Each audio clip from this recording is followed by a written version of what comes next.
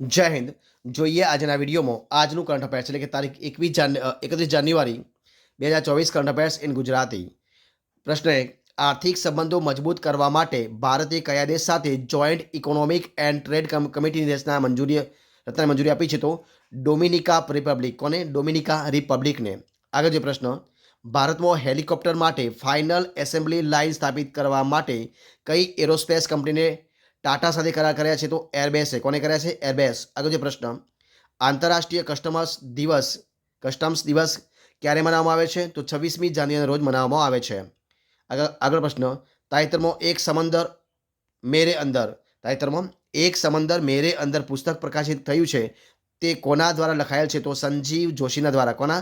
સંજીવ જોશી। આગળ પ્રશ્ન, કઈ કંપનીની પેટા કંપનીએ આરબીઆઈ પાસેથી પેમેન્ટ એગ્રીકલ્ચર લાયસન્સ મેળવ્યું છે? તો ઝોમેટોએ। કોને મેળવ્યું છે? ઝોમેટોએ। ફરી મળીશું એક નવા વિડીયો સાથે, નવા ટોપિક સાથે। ત્યાં સુધી બની રહો। જય હિન્દ, જય ભારત।